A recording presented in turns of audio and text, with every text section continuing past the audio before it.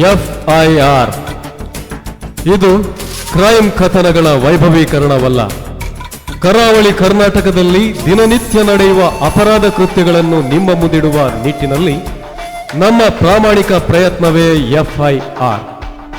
ಇಲ್ಲಿ ಬಿತ್ತರವಾಗುವುದು ಪ್ರಥಮ ತನಿಖಾ ವರದಿ ಮಾತ್ರ. FIRನಲ್ಲಿ ದಾಖಲಾದ ಪ್ರಕರಣವೊಂದನ್ನು ಯಥಾವತ್ತಾಗಿ ನಿಮ್ಮ ಮುಂದಿಡುತ್ತಿದ್ದೇವೆ. ಪ್ರತಿ ಪ್ರಕರಣದಲ್ಲೂ ಆರೋಪಿ, ಪ್ರತ್ಯಾರೋಪಿ ಹಾಗೂ ಅನ್ಯಾಯಕ್ಕೊಳಗಾದವರ ಅಭಿಪ್ರಾಯಗಳು ಯಥಾವತ್ತಾಗಿ ಪ್ರಕಟಗೊಳ್ಳುತ್ತದೆ. ಅವರವರ ಅಭಿಪ್ರಾಯಗಳಿಗೆ ಅವರವರೇ ಜವಾಬ್ದಾರರೇ ಹೊರತು ನಮ್ಮ ಟಿವಿಯಲ್ಲ.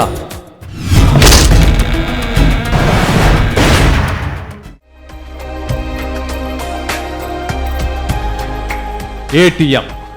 ನೀವು ಯಾವಾಗ ಬೇಕಾದ್ರೂ ಯಾವ ಊರಲ್ಲೇ ಇದ್ರೂ ಹಣ ನೀಡೋ ಆಧುನಿಕ ತಂತ್ರಜ್ಞಾನದ ಬ್ಯಾಂಕಿಂಗ್ ವ್ಯವಸ್ಥೆ.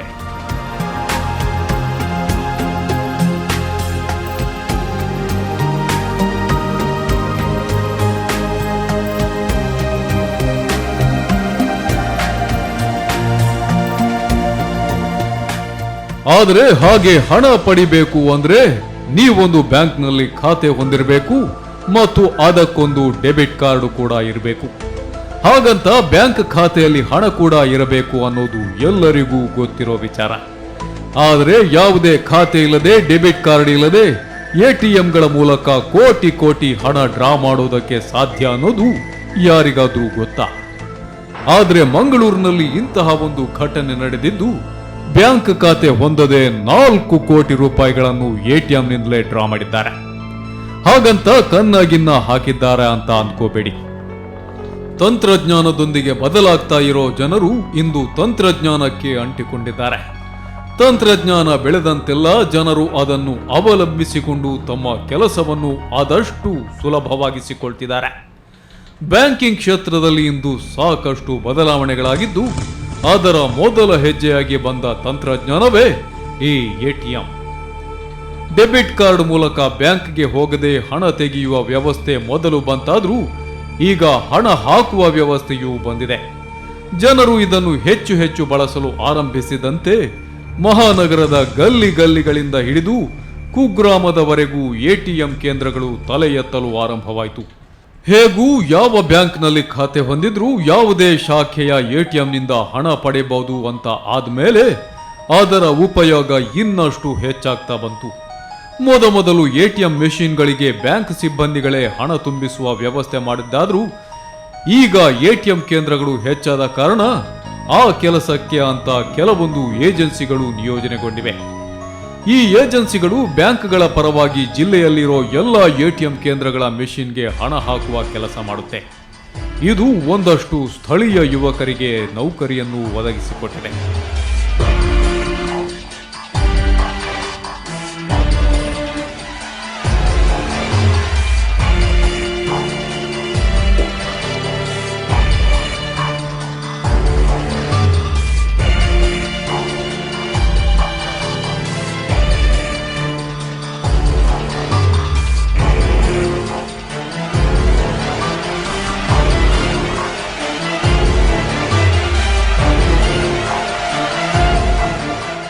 ಸಾಮಾನ್ಯವಾಗಿ ATMಗೆ ಹಣ ತುಂಬಿಸುವ ಏಜೆನ್ಸಿಗಳು ತಮ್ಮ ಸಿಬ್ಬಂದಿಗಳ ನೇಮಕಾತಿಯಲ್ಲಿ ಬಹಳಷ್ಟು ಕಟ್ಟುನಿಟ್ಟಾಗಿ ಇರ್ತವೆ.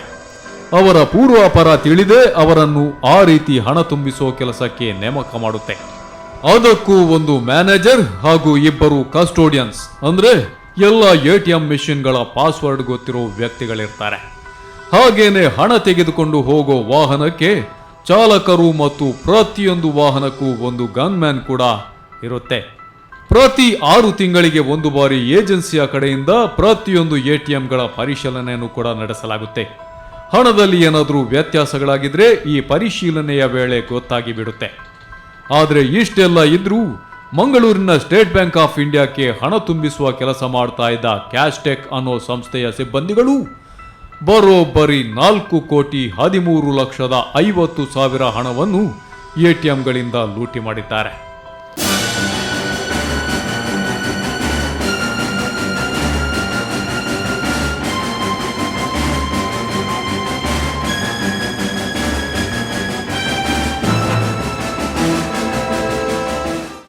ಸರ್ ಟೋಟಲ್ ಆಗಿ ಈಗ 4,13,00,000 ನಮಗೆ ಶಾರ್ಟೇಜ್ ಕಂಡಿದೆ.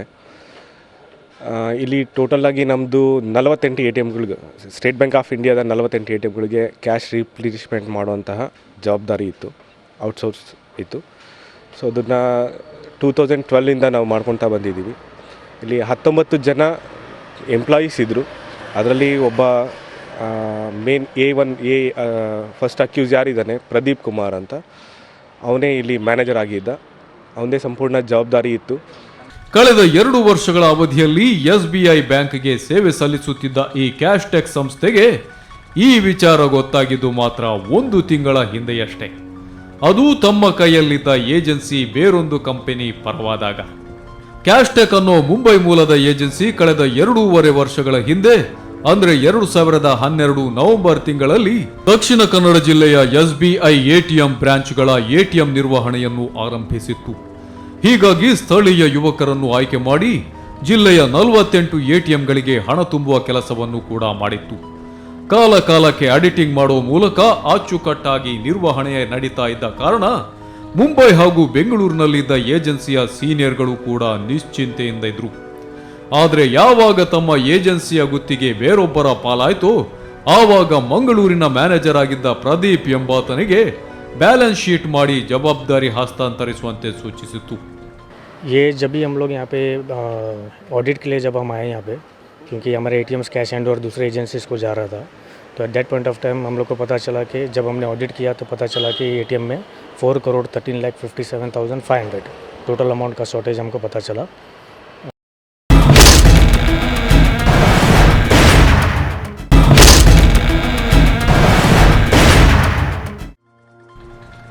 ಆದರೆ ಮ್ಯಾನೇಜರ್ ಆಗಿದ್ದ ಪ್ರದೀಪ್ ಮಾತ್ರ 29 ATMಗಳ ಲೆಕ್ಕ ಕೊಟ್ಟನೆ ಹೊರತು ಉಳಿದ 19 ATMಗಳ ಲೆಕ್ಕ ನೀಡೋದಕ್ಕೆ ಮೀನಾಮೇಷ ಎಣಿಸಲು ಆರಂಭಿಸಿದ್ದ.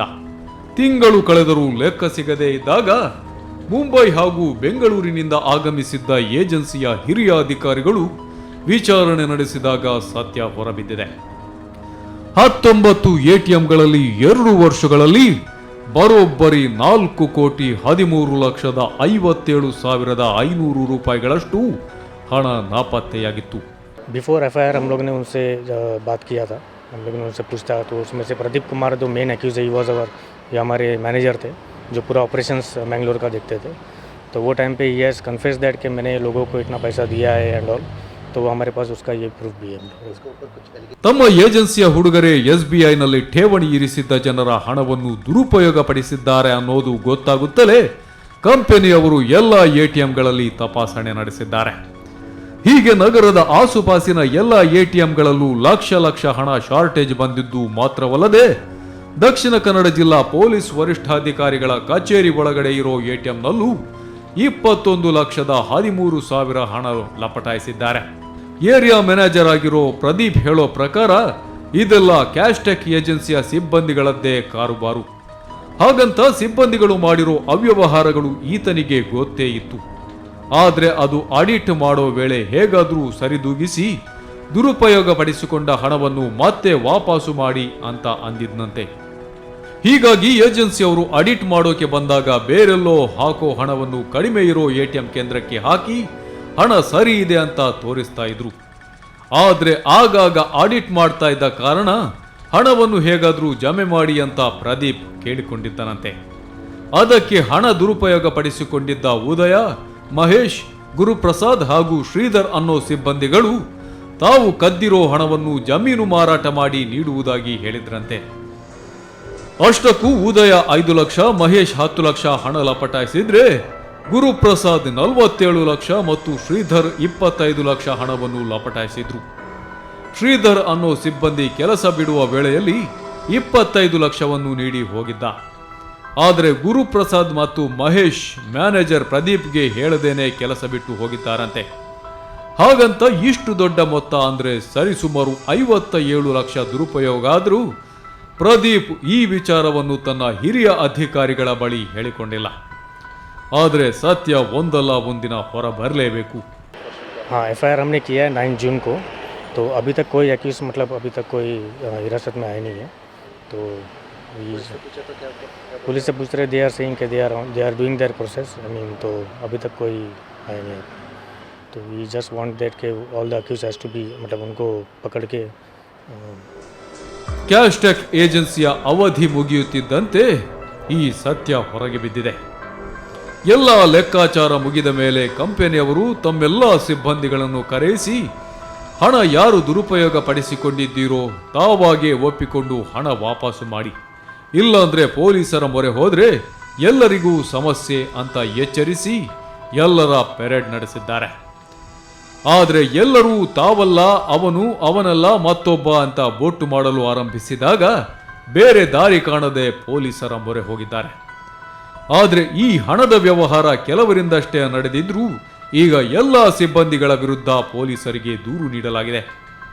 ಆದರೆ ದೂರು ನೀಡಿದ ದಿನದಿಂದ ಎಲ್ಲ ಸಿಬ್ಬಂದಿಗಳು ಪಲಾಯನ ಮಾಡಿದ್ದು ಪೊಲೀಸರ ಕೈಯಿಂದ ತಪ್ಪಿಸಿಕೊಂಡಿದ್ದಾರೆ.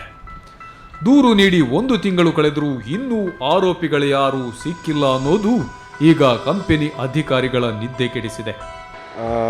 ಕಳೆದ ತಿಂಗಳು ನಮಗೆ ಇದನ್ನು ಮೈಗ್ರೇಟ್ ಮಾಡಲಿಕ್ಕೆ ಬೇರೆ ಏಜೆನ್ಸಿಗೆ ಟ್ರಾನ್ಸಿಟ್ ಮಾಡಲಿಕ್ಕೆ ಆದೇಶ ಬಂದಾಗ ನಾವೊಂದು ಟ್ರಾನ್ಸಿಟ್ ಮಾಡಲಿಕ್ಕೆ ಬಂದು ಅದರಲ್ಲಿ 29 ATMsನ ಇವರು ಟ್ರಾನ್ಸಿಟ್ ಆಲ್ರೆಡಿ ಮಾಡಿದರು. ಇನ್ನು 19 ATMsನ ಮಾಡಬೇಕಾಗಿತ್ತು. 19 ATMsನ ಮಾಡಲಿಕ್ಕೆ ಇವರು ಸಪೋರ್ಟ್ ಮಾಡ್ತಾ ಇರಲಿಲ್ಲ. ಸಪೋರ್ಟ್ ಇನ್ ದ ಸೆನ್ಸ್ ಈ ಕಸ್ಟೋಡಿಯನ್ಸ್ ಇಲ್ಲ, ಯಾರು ಫೋನಲ್ಲಿ ರೆಸ್ಪಾಂಡ್ ಮಾಡ್ತಾ ಇಲ್ಲ, ಬರ್ತಾ ಇಲ್ಲ, ಈ ರೀತಿ ಹೇಳಿದ್ರಿಂದ ನಾವು ಮುಂಬೈಯಿಂದನೂ ಕೂಡ ಟೀಮ್ ಬಂದರು, ನಾನು ಬೆಂಗಳೂರಿಂದ ಬಂದೆ. ಅಸಲಿಗೆ ಮ್ಯಾನೇಜರ್ ಆಗಿರೋ ಪ್ರದೀಪ್ನನ್ನು ಕರೆದುಕೊಂಡು ಮಂಗಳೂರಿನ ಪಾಂಡೇಶ್ವರ ಠಾಣೆಯಲ್ಲಿ ಕಂಪನಿಯವರು ದೂರು ದಾಖಲಿಸಿದ್ರು.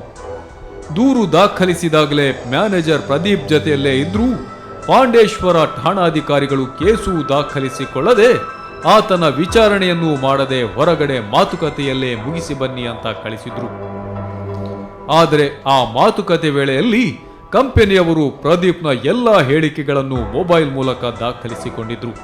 ಬಂದ ನಂತರ ಪ್ರತಿಯೊಂದು ATM ಅಲ್ಲಿ ಅವ್ರನ್ನ ಕರೆದುಕೊಂಡು ಹೋಗಿ ಅವ್ರು ಯಾರು ಸಪೋರ್ಟ್ ಮಾಡ್ತಾ ಇರಲಿಲ್ಲ ಅವ್ರಿಗೆ ಪೊಲೀಸ್ ಠಾಣೆಯಲ್ಲಿ ಹೋಗಿ ಹೇಳಿದ್ರು, ಈಗ ಕೋಆಪ್ರೇಟ್ ಮಾಡ್ತಾ ಇಲ್ಲ ಮೈಗ್ರೇಟ್ ಮಾಡಲಿಕ್ಕೆ ಅಂತ. ಪೊಲೀಸ್ನವರು ಅವರಿಗೆ ಫೋನ್ ಮಾಡಿ ಹೇಳಿದ ನಂತರ ಅವರು ಬಂದರು, ಎಲ್ಲ ಕಸ್ಟೋಡಿಯನ್ಸ್ ಏನಿದ್ರು ಬಂದರು, ಎಲ್ಲ ಕಡೆ ಹೋಗಿ ಒಂದೊಂದು ATM ಅಲ್ಲಿ ಕೂಡ ನಾವು ಆಡಿಟ್ ಮಾಡ್ತಾ ಹೋದಾಗ ಎಲ್ಲೆಲ್ಲಿ ಎಷ್ಟೆಷ್ಟು ಶಾರ್ಟೇಜ್ ಇದೆ ಅಂತ ಅವಾಗ ನಮಗೆ ಗೊತ್ತಾಯಿತು. ಟೋಟಲ್ ನಮಗೆ 4,13,00,000 ಶಾರ್ಟೇಜ್ ಕಂಡು ಬಂತು. ಹರೀಶ್ ಅನ್ನೋ ಯುವಕ ಮಂಗಳೂರಿನ ಬಜಲ್ ಅನ್ನೋ ಪ್ರದೇಶದಿಂದ ಬಡ ಕುಟುಂಬದಿಂದ ಬಂದವನಾಗಿದ್ರು. ಕಳೆದ 2 ವರ್ಷಗಳಲ್ಲಿ ಆತ 65 ಲಕ್ಷದ ಫ್ಲಾಟ್, 30 ಲಕ್ಷದ ಮನೆ ಹಾಗೂ ಕಾರು, ಬೈಕ್ ಖರೀದಿ ಮಾಡಿರೋದಾಗಿ ಉಳಿದ ಸಿಬ್ಬಂದಿಗಳು ಹೇಳಿಕೆ ನೀಡಿದ್ರು. ಆದರೆ ಹಣ ದುರುಪಯೋಗ ಯಾರು ಮಾಡಿದ್ದಾರೆ ಅನ್ನೋ ಸ್ಪಷ್ಟತೆ ಇಲ್ಲದ ಕ್ಯಾಶ್ಟೆಕ್ ಕಂಪನಿಯವರು ಎಲ್ಲ 19 ಸಿಬ್ಬಂದಿಗಳ ಮೇಲೂ ಪೊಲೀಸರಿಗೆ ದೂರು ನೀಡಿದ್ದಾರೆ. ಯಾಕಂದ್ರೆ ಹೆಚ್ಚಿನ ಎಲ್ಲ ಸಿಬ್ಬಂದಿಗಳು ತಮಗಿರೋ ಸಂಬಳಕ್ಕೂ ಮಿಗಿಲಾದ ಐಷಾರಾಮಿ ಜೀವನ ನಡೆಸ್ತಾ ಇದ್ದಾರೆ ಅನ್ನೋದನ್ನ ಇವರ ಆಂತರಿಕ ತನಿಖೆಯಿಂದ ಕಂಡುಕೊಂಡಿದ್ದಾರೆ. ಆದರೆ ನಿಜವಾದ ಕಳ್ಳ ಯಾರು ಅನ್ನೋದನ್ನ ಹುಡುಕಬೇಕಾದ ಪೊಲೀಸರು ಮಾತ್ರ ಮೌನಕ್ಕೆ ಶರಣಾಗಿದ್ದಾರೆ. ಈ ಬಗ್ಗೆ ತನಿಖೆ ಎಲ್ಲಿಯವರೆಗೆ ಬಂದಿದೆ ಅಂತ ನಗರ ಪೊಲೀಸ್ ಆಯುಕ್ತರನ್ನು ಕೇಳಿದ್ರೆ ಅವರು ಉತ್ತರ ನೀಡದೆ ನುಣುಚಿಕೊಳ್ಳುತ್ತಿದ್ದಾರೆ. ಹಾಗಂತ ಅವರು ಅಧಿಕೃತವಾಗಿ ಹೇಳೋದು ಇಷ್ಟೇ, ಇದೊಂದು ದೊಡ್ಡ ಪ್ರಕರಣ ಅಲ್ಲ ಅಂತಿರೋ ನಗರ ಪೊಲೀಸ್ ಆಯುಕ್ತರು ಇದಕ್ಕೆ ಬ್ಯಾಂಕ್ ಅಧಿಕಾರಿಗಳ ಬೇಜವಾಬ್ದಾರಿ ಹಾಗೂ ಏಜೆನ್ಸಿಯ ನಿರ್ಲಕ್ಷ್ಯತೆ ಕಾರಣ ಅಂತಿದ್ದಾರೆ. ಎಲ್ಲ ಆರೋಪಿಗಳು ತಲೆಮರೆಸಿಕೊಂಡ ಬಳಿಕ ನಮ್ಮ ಬಳಿ ಬಂದು ದೂರು ನೀಡಿದ್ದಾರೆ. ಹಾಗಾಗಿ ಅಷ್ಟು ಬೇಗ ಅವರನ್ನು ಹಿಡಿಯೋದು ಕಷ್ಟ ಮತ್ತು ಅದಕ್ಕೂ ಮೊದಲು ಸತ್ಯ ಏನು ಅಂತ ಹೇಳುವುದು ಕಷ್ಟ ಅಂತಿದ್ದಾರೆ. ಅಲ್ಲ, ಕೇಸ್ನಲ್ಲಿ ಯಾವುದೇ ರೀತಿಯ ವಿಳಂಬ ಆಗಿರುವುದಿಲ್ಲ. ಪ್ರಕರಣ ದಾಖಲಾಗಿ ಅದರಲ್ಲಿ ಯಾರು ಆರೋಪಿತರಿದ್ದಾರೆ ಅವರು ತಲೆಮರೆಸಿಕೊಂಡ ನಂತರ ಈ ಪ್ರಕರಣ ದಾಖಲಾಗಿರುವಂಥದ್ದು. ಪ್ರಕರಣವನ್ನು ನಮ್ಮ ಅಧಿಕಾರಿಗಳು ತನಿಖೆ ಮಾಡ್ತಾ ಇದ್ದಾರೆ. ಆದಷ್ಟು ಬೇಗನೆ ಅದರಲ್ಲಿ ಯಾರು ಆರೋಪಿಗಳಿದ್ದಾರೆ ಅವರನ್ನು ಪತ್ತೆ ಮಾಡ್ತಾರೆ. ಪ್ರಕರಣ ಸದ್ಯದಲ್ಲಿ ತನಿಖೆಯಲ್ಲಿದೆ. ಒಟ್ಟಾರೆ ನಾನು ಹೇಳುವಂಥದ್ದು, ಪ್ರಕರಣ ದಾಖಲಾಗುವ ಸಂದರ್ಭದಲ್ಲೇ ಅದರಲ್ಲಿ ಯಾರ್ಯಾರು ಆರೋಪಿಗಳು ಅಂತ ಇದ್ದರು ಅವರು ಎಲ್ಲರೂ ಸಹ ತಲೆಮರೆಸಿಕೊಂಡಿದ್ದಾರೆ. ಅವರು ತಲೆಮರೆಸಿಕೊಂಡ ನಂತರ ಪ್ರಕರಣ ನಮ್ಮಲ್ಲಿ ದಾಖಲಾಗಿರುವಂಥದ್ದು. ಹಾಗಾಗಿ ಆ ಪ್ರಕರಣದ ಬಗ್ಗೆ ಈಗ ತನಿಖೆ ನಡೀತಾ ಇದೆ. ಆರೋಪಿಗಳನ್ನು ಆದಷ್ಟು ಬೇಗನೆ ಪತ್ತೆ ಮಾಡ್ತೀವಿ. ಈಗ 1 ತಿಂಗಳು ಅಷ್ಟೇ ಆಗಿದೆಯಲ್ಲ, ಅವರು ಎಲ್ಲ ನಾಪತ್ತೆ ಆದ ನಂತರ ಪ್ರಕರಣ ದಾಖಲಾದಾಗ ನಮಗೂ ಸಹ ಸ್ವಲ್ಪ ಸಮಯ ಬೇಕಾಗ್ತದೆ.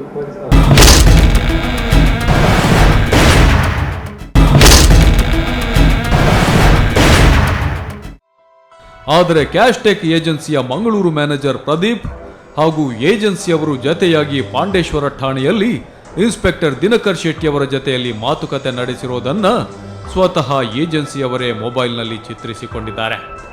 ದೂರು ನೀಡಲು ಹೋದಾಗ ಅದನ್ನು ಸ್ವೀಕರಿಸದೆ ಮಾತುಕತೆಯಲ್ಲೇ ಮುಗಿಸಿ ಅಂತ ಠಾಣಾಧಿಕಾರಿಗಳೇ ತಿಳಿಸಿದ ಕಾರಣ ಈ ಎಡವಟ್ಟು ನಡೆದಿದೆ ಅನ್ನೋದು ನಗರ ಪೊಲೀಸ್ ಆಯುಕ್ತರಿಗೂ ಗೊತ್ತಿಲ್ಲ. ಹಾಗಂತ ಸ್ಟೇಟ್ ಬ್ಯಾಂಕ್ ಆಫ್ ಮೈಸೂರು ಮಂಗಳೂರಿನ ರೀಜನಲ್ ಮ್ಯಾನೇಜರ್ ವೆಂಕಟ್ ಅವರನ್ನ ಸಂಪರ್ಕಿಸಿ ಸರ್ ಸತ್ಯ ಏನು ಅಂತ ಕೇಳಲು ಹೋದ್ರೆ ಚೇಂಬರ್ ಒಳಗಡೆನೆ ಬಿಟ್ಟುಕೊಳ್ಳೋದಿಲ್ಲ. ಇನ್ನು ದೂರವಾಣಿ ಮೂಲಕ ಅವರನ್ನು ಸಂಪರ್ಕಿಸಿ ಕೇಳಿದ್ರೆ ಪಾಪ 4 ಕೋಟಿ ಹೋಗಿರೋ ವಿಚಾರ ಅವರಿಗೆ ಗೊತ್ತೇ ಇಲ್ಲ ಅಂತ ಹೇಳ್ತಾ ಇದ್ದಾರೆ. नहीं, हम लोग यही सपोर्ट चाहते हैं, मतलब यहाँ के गवर्नमेंट और मतलब पुलिस से कि ये जो एक्यूज लास्ट 1 मंथ से हम लोग नहीं है, तो उनको जल्द से जल्द पकड़ के हमारा रिकवरी जो है, क्योंकि द अमाउंट को ज़्यादा बढ़ा है, 4 करोड़ के ऊपर है, तो हम लोग हमारा रिकवरी जो है वो हमको चाहिए. आपका नाम? ಇನ್ನು ಆರೋಪಿಗಳಲ್ಲಿ ಒಬ್ಬನಾಗಿರೋ ಹರೀಶ್ ಪೂಜಾರಿಯ ಬಜಾಲ್ ಮನೆಗೆ ಹೋದ್ರೆ ಅಲ್ಲಿ ಆತನ ತಾಯಿಯನ್ನ ಹೊರತುಪಡಿಸಿದ್ರೆ ಬೇರೆ ಯಾರೂ ಇಲ್ಲ. ತಿಂಗಳಿಗೆ 8,000 ಪಡಿತಾ ಇದ್ದ ಹರೀಶ್ ಪೂಜಾರಿ ಮತ್ತು ವೆಲ್ಡಿಂಗ್ ಕೆಲಸ ಮಾಡಿ ತಿಂಗಳಿಗೆ 10,000 ಸಂಪಾದಿಸುವ ಹರೀಶ್ನ ಅಣ್ಣ. ಆದರೆ ಅವರು ವಾಸವಾಗಿರುವ ಮನೆ ಮಾತ್ರ ಬರೋಬ್ಬರಿ 35 ಲಕ್ಷಕ್ಕೂ ಮಿಕ್ಕಿ ಬೆಲೆ ಬಾಳುತ್ತೆ. ಹಾಗಾಗಿ ಅವರ ತಾಯಿಯಲ್ಲೇ ಪ್ರಶ್ನೆ ಮಾಡಿದ್ರೆ ತಮ್ಮ ಹಳೆಯ 4 ಸೆಂಟ್ ಜಮೀನು ಮಾರಿ ಇಲ್ಲೊಂದು ಜಾಗ ಖರೀದಿ ಮಾಡಿದ್ದೇವೆ, ಮನೆ ಕಟ್ಟಲು ಮಕ್ಕಳು 5 ಲಕ್ಷ ಸಾಲ ಪಡೆದಿದ್ದಾರೆ ಅಂತಾರೆ. ಪಾಪ ಆ ತಾಯಿಗೂ ತನ್ನ ಮಗ ಹೇಗೆ ಸಂಪಾದನೆ ಮಾಡಿದ್ದಾನೆ, ಎಷ್ಟು ಸಂಪಾದನೆ ಮಾಡಿದ್ದಾನೆ, ಎಲ್ಲಿ ಕೆಲಸ ಮಾಡ್ತಾನೆ ಇದ್ಯಾವುದೂ ಗೊತ್ತಿಲ್ಲ. ಆದರೆ 3 ದಿನಗಳ ಹಿಂದೆ ಮನೆಗೆ ಬಂದು ಹೋಗಿದ್ದಾನೆ, ಮಂಗಳೂರಲ್ಲೇ ಇದ್ದಾನೆ, ಆಗಾಗ ಮೊಬೈಲ್ನಲ್ಲಿ ಫೋನ್ ಮಾಡ್ತಾನೆ ಅಂತಾರೆ. ಹಾಗಾದ್ರೆ ಪೊಲೀಸರು ಯಾಕೆ ಮೊಬೈಲ್ ಟ್ರೇಸ್ ಮಾಡಿ ಆರೋಪಿಯನ್ನ ಹಿಡಿಯುವ ಪ್ರಯತ್ನ ಮಾಡ್ತಿಲ್ಲ ಅನ್ನೋದು ಪ್ರಶ್ನೆಯಾಗುತ್ತೆ. ಆದರೆ ಇದಕ್ಕೆ ಕಾರಣ ಪೊಲೀಸರಿಗೆ ಈ ಕೇಸ್ ಅಷ್ಟೊಂದು ಗಂಭೀರ ಅಂತ ಅನಿಸುತ್ತಿಲ್ಲ. ಸ್ವತಃ ಪೊಲೀಸ್ ಆಯುಕ್ತರೇ ಹೇಳುವಂತೆ ಏಜೆನ್ಸಿಯವರು ದೂರು ನೀಡಿರೋದು ಕೇವಲ ಥೆಫ್ಟ್, ಇನ್ಶೂರೆನ್ಸ್ ಕ್ಲೈಮ್ ಮಾಡಿಕೊಳ್ಳುವುದಕ್ಕೆ ಅಂತ. ಹೀಗಾಗಿ ಆಯುಕ್ತರು ಈ 4 ಕೋಟಿ ವಂಚನೆ ಪ್ರಕರಣವನ್ನು ಬಹಳ ಸಿಂಪಲ್ ಆಗಿ ನೋಡ್ತಾ ಇದ್ದಾರೆ ಅಂತಾನೂ ಅನಿಸುತ್ತೆ. ಅಲ್ಲಿ 20 ಲಕ್ಷ ಅಷ್ಟೇ ಕಸ್ಟಮರ್ ಡ್ರಾ ಮಾಡಿರ್ತಾರೆ. ಇವನು ಟ್ಯಾಲಿ ಮಾಡಬೇಕು, 25 ಲಕ್ಷ ನಾನು ಕೊಟ್ಟಿದ್ದೀನಿ, ಬಟ್ ಕಸ್ಟಮರ್ 20 ಲಕ್ಷ ಮಾತ್ರ ತೆಗೆದಿದ್ದಾನೆ. ಈಗ 5 ಲಕ್ಷ ಎಲ್ಲಿ ಅಂತ ಅವಾಗ ಕೇಳಿದ್ರೆ 5 ಲಕ್ಷದಲ್ಲಿ ಮುಗೀತಿತ್ತು, ಆವಾಗಲೇ ಅವ್ನು ಸಿಗ್ತಿದ್ದ, ಮುಗಿದೋಗ್ಬಿಡ್ತಿತ್ತು. But what has happened is over a period of time ಇವನು ಹಾಕ್ತಾನೆ ಹೋಗಿದ್ದಾನೆ, 5 ಲಕ್ಷ ಕಿಸೆಯಲ್ಲಿ ಹೋಗ್ತಾ ಇದೆ. This has happened over years. SBIಗೆ ಈಗ 4 ಕೋಟಿ 13,50,500 ರೂಪಾಯಿ ನಷ್ಟ ಉಂಟಾಗಿದ್ರೂ ಅವರು ಸುಮ್ಮನಿದ್ದಾರೆ. ಯಾಕಂದ್ರೆ ಇದು ಬ್ಯಾಂಕ್ ಅಧಿಕಾರಿಗಳ ಹಣವೂ ಅಲ್ಲ, ಬ್ಯಾಂಕ್ನಲ್ಲಿ ಠೇವಣಿದಾರರಿಗೆ ಮಾತ್ರ ಸೇರಿದ ಹಣವೂ ಅಲ್ಲ. ತಮ್ಮ ATM ಕೇಂದ್ರಗಳಲ್ಲಿ ವಹಿವಾಟು ನಡೆಸುವುದಕ್ಕೆ ನೀಡಿದ ಹಣವಾದ್ರೂ ಅದರಲ್ಲಿ ಬೇರೆ ಬೇರೆ ಬ್ಯಾಂಕ್ನ ಖಾತೆ ಹೊಂದಿರುವವರು ಹಣ ಡ್ರಾ ಮಾಡಿದ್ದಾರೆ. ಹಣವನ್ನ ATMಗಳಿಗೆ ತುಂಬಿಸೋ ಏಜೆನ್ಸಿಗಳು ಕೂಡ ಹಣ ಸಾಗಾಟ ಮಾಡುವಾಗ ಏನಾದ್ರೂ ಎಡವಟ್ಟು ಆದ್ರೆ ಅನ್ನೋ ಕಾರಣಕ್ಕೆ ವಾಹನಕ್ಕೆ ಫೈರ್ ಇನ್ಶೂರೆನ್ಸ್ ನಿಂದ ಹಿಡಿದು ಹೇಗೆಲ್ಲ ಕ್ಲೈಮ್ ಮಾಡಬಹುದಾದ ಇನ್ಶೂರೆನ್ಸ್ ಇದೆಯೋ ಅದೆಲ್ಲವನ್ನೂ ಮಾಡಿಸಿಕೊಂಡಿರುತ್ತೆ. ಯಾಕೆಂದ್ರೆ ಏನೇ ಹೆಚ್ಚು ಕಮ್ಮಿ ಆದ್ರೂ ಹಣ ವಾಪಸ್ಸು ಕೊಡಬೇಕಾಗಿರುವುದು ಏಜೆನ್ಸಿಯ ಜವಾಬ್ದಾರಿ. ಇರ್ಬೋದು. ನಾವು unless we catch hold of that person we will not come to ಅದನ್ನು ನಾವು ಮಾಡ್ತಾ ಇದ್ವಿ. It will take time. 1 ತಿಂಗಳು ಇದರಲ್ಲಿ ಅವನು ಎಲ್ಲ ಮಾಡಿ ಇವರೆಲ್ಲ ಕೊನೆಗೆ ಎಲ್ಲ ಇವರು ಒಳಗಡೆನೆ ಏನೇನೋ ಮಾಡಿಕೊಂಡು ನಮಗೆ ಬಂದಾಗ ಇದು ಹಳೆ ಸುದ್ದಿ ಇಲ್ಲಿ ಬ್ಯಾಂಕಲ್ಲಿ ಮತ್ತು ಇದರಲ್ಲಿ ಎಲ್ರಿಗೂ ಗೊತ್ತಾಗಿದೆ. ಆಯಿತು ಪೊಲೀಸ್ ಹತ್ರ ಹೋಗ್ತಾರೆ ಅಂತ. ಯಾವಾಗ ಗೊತ್ತಾಗಿದೆ? ಆಡಿಟ್ ಆಗಿದೆ. ಆಡಿಟ್ ಆದ ನಂತರ ಅಬ್ಜೆಕ್ಷನ್ ಆಗಿದೆ. ಅಬ್ಜೆಕ್ಷನ್ ಆಗಿ ಇವನಿಗೆ ಕೇಳ್ತಾರೆ ಏನು ನೀನು ಮಾಡಿದ್ಯಾ ಅಂತ. ಎಲ್ಲ ಮಾಡಿ ಎಲ್ಲ ಆದ ನಂತರ ದೆನ್ ಇವರು ಕೊನೆಗೆ ಒಂದಿನ ಓಡ್ ಬರ್ತಾರೆ, ಇಲ್ಲಿ ಕಂಪ್ಲೇಂಟ್ ರಿಜಿಸ್ಟರ್ ಮಾಡಿದ್ರು. ಕಂಪ್ಲೇಂಟ್ ಮೋರ್ ಫಾರ್ ಅವನಿಗೆ ಇನ್ಶೂರೆನ್ಸ್ ಸಿಗಬೇಕು ಅನ್ನೋ ಉದ್ದೇಶದಿಂದ ಅವನು ಬಂದಿದ್ದಾನೆ. ಆದರೆ ಇಲ್ಲಿರೋ ವಿಷಯ ಅಂದ್ರೆ ತಮ್ಮ ಅಕೌಂಟ್ನಿಂದ ಯಾವ ಅಕೌಂಟ್ನಲ್ಲಿ ಯಾವಾಗ ಎಷ್ಟು ಗಂಟೆಗೆ ಯಾವ ಬ್ಯಾಂಕ್ ಖಾತೆದಾರ ಡ್ರಾ ಮಾಡಿದ್ದಾನೆ, ಯಾವ ATM ಕೇಂದ್ರದಿಂದ ಡ್ರಾ ಮಾಡಲಾಗಿದೆ, ಹೀಗೆ ಎಲ್ಲ ಡೀಟೇಲ್ ಪಡೆಯುವ ಬ್ಯಾಂಕ್ಗಳಿಗೆ ತಾವು ತಮ್ಮ ATMಗೆ ಹಾಕಲು ಕಳುಹಿಸಿದ ಹಣ ಸರಿಯಾಗಿ ಜಮೆಯಾಗಿದೆಯಾ ಇಲ್ಲವಾ ಅನ್ನೋದು ಗೊತ್ತಾಗುವುದಿಲ್ಲ. ಯಾಕೆ? ಇದೇ ಇಲ್ಲಿ ಇಷ್ಟೆಲ್ಲ ಅವ್ಯವಹಾರಕ್ಕೆ ಕಾರಣವಾಗಿದ್ದು ಅನ್ನದೇ ಬೇರೆ ವಿಧಿ ಇಲ್ಲ. ಯಾಕೆಂದ್ರೆ ಎಲ್ಲ ವಿಚಾರಗಳನ್ನು ರವಾನಿಸುವಂತೆ ಎಟಿಎಂ ಬಾಕ್ಸ್ಗಳನ್ನು ನಿರ್ಮಿಸಲಾಗಿದೆಯಾದರೂ ಅದರಲ್ಲಿ ಹಣ ತೆಗೆದುಕೊಂಡು ಹೋದ ವ್ಯಕ್ತಿ ಎಷ್ಟು ಹಣ ಹಾಕಿದ್ದಾನೆ ಅನ್ನೋದು ಮಾತ್ರ ಗೊತ್ತಾಗುವುದಿಲ್ಲ. ಇದನ್ನೇ ಬಂಡವಾಳವಾಗಿರಿಸಿಕೊಂಡು ಕ್ಯಾಶ್ಟೆಕ್ ಏಜೆನ್ಸಿಯಲ್ಲಿ ಕೆಲಸ ಮಾಡ್ತಾ ಇದ್ದ ಸಿಬ್ಬಂದಿಗಳು 4 ಕೋಟಿಗೂ ಅಧಿಕ ಹಣವನ್ನು ಕೊಳ್ಳೆ ಹೊಡೆದು ಪರಾರಿಯಾಗಿದ್ದಾರೆ. ಇದು ಈಗ ಬೆಳಕಿಗೆ ಬಂದಿರೋ ಪ್ರಕರಣ. ಇನ್ನು ಅದೆಷ್ಟು ಬ್ಯಾಂಕ್ಗಳ ಎಟಿಎಂಗಳ ಏಜೆನ್ಸಿ ಪಡೆದಿರೋ ಕಂಪನಿ ಸಿಬ್ಬಂದಿಗಳು ಇನ್ನೆಷ್ಟು ಹಣ ನುಂಗಿದ್ದಾರೋ ದೇವರೇ ಬಲ್ಲ.